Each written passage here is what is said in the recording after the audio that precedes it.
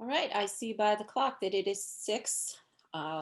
If you have already retained an attorney not listed below, we ask that you leave this town hall and contact your attorney with any questions that you have. They are your legal representative and they can help you. As I mentioned before, you will be able to see and hear the panelists. This presentation is also being recorded and will be shared on the flintwaterjustice.com website. If you do have any questions during the presentation, we ask that you put it in the Q&A panel, which you can find either at the top or bottom of your screen. Click on your screen and it should come up with your controls, and you want Q&A and you can type in your question. So we will get started.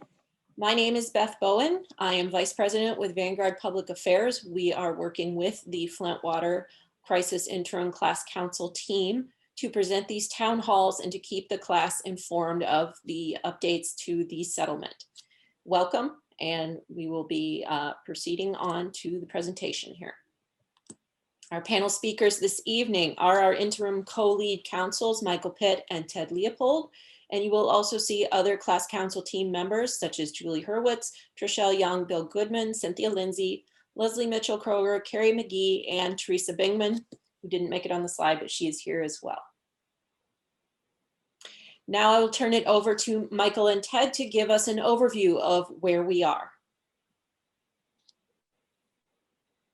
Thank you, Beth. Good afternoon, good evening, everybody. And another week has gone by and it was a very productive week. You'll get a report from Leslie about the activity, Leslie and Trishelle about the activities in the office. And I understand they were quite busy. We do have some numbers to report. The registration is going very well across the city. The settlement program is being very well received. As of yesterday, there are 19,000 registrations that are in. We have about 18 days left on the registration process. So, we're quite sure that this number will probably double at least over the next 18 days.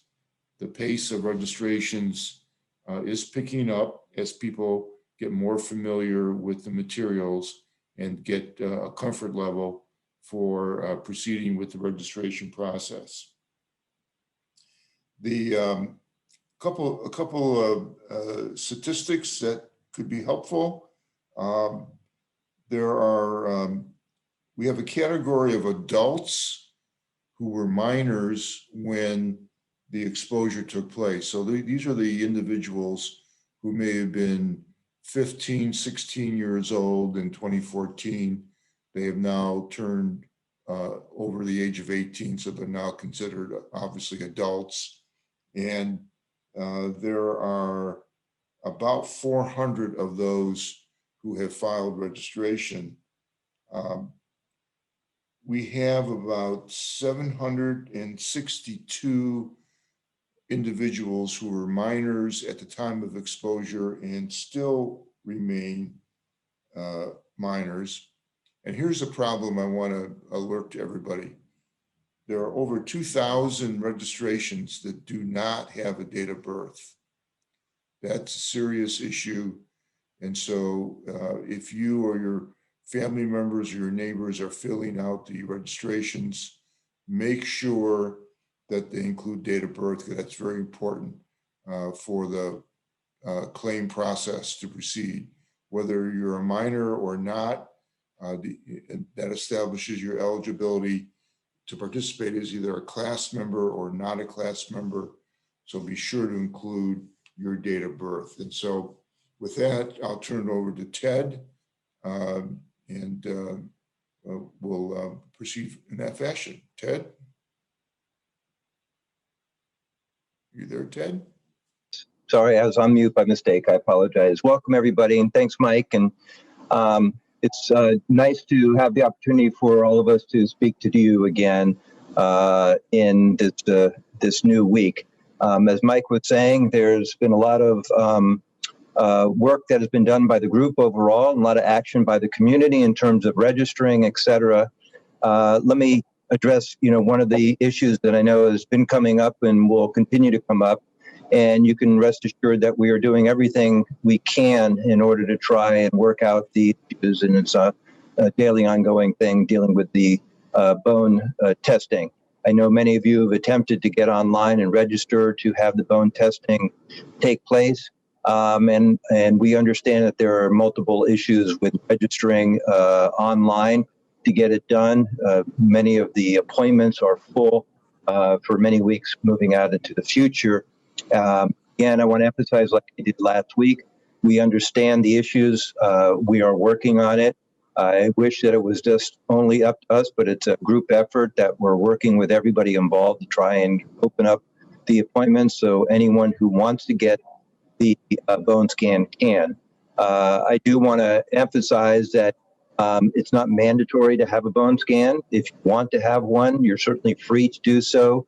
We'd only ask that you go ahead and talk to your physician first, your home physician first, in order to do that. Your doctor that you go to on a regular basis, and ask him or her about that. But if you want to go ahead and do it, again, we're trying to get the appointment available and get you the opportunity to have that test performed. Again, it's a part of the allocation process. It doesn't mean just by having the test, you will benefit from getting any extra compensation.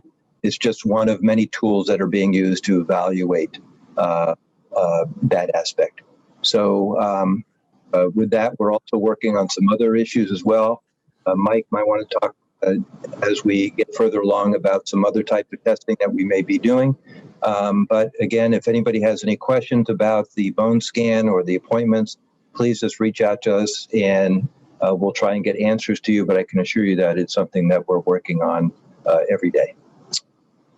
Thanks, Mike. Beth? Thank you, Ted and Mike. So this evening, our topics are as follows. We're going to start with registration information, including what is registration, who can register, and how to do so. We're going to give you some tips on registering, and we're going to talk about what happens after the registration period. So first up, we have registration information, and I want to introduce Julie Hurwitz, who will be walking us through this set of slides.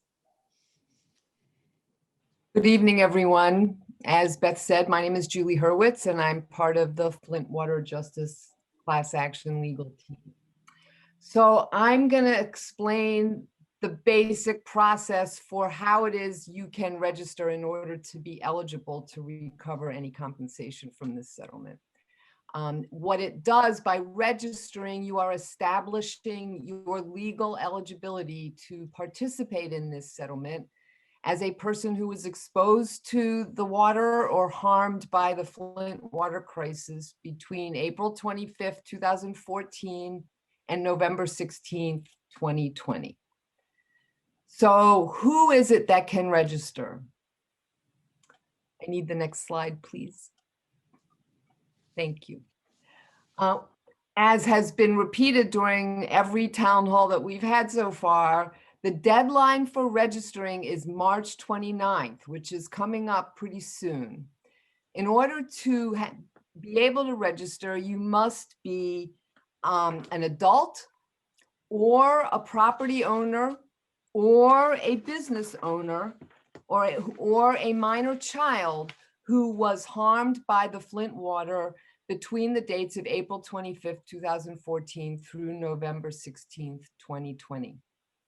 It is imperative that you must register in order to be eligible to file a claim.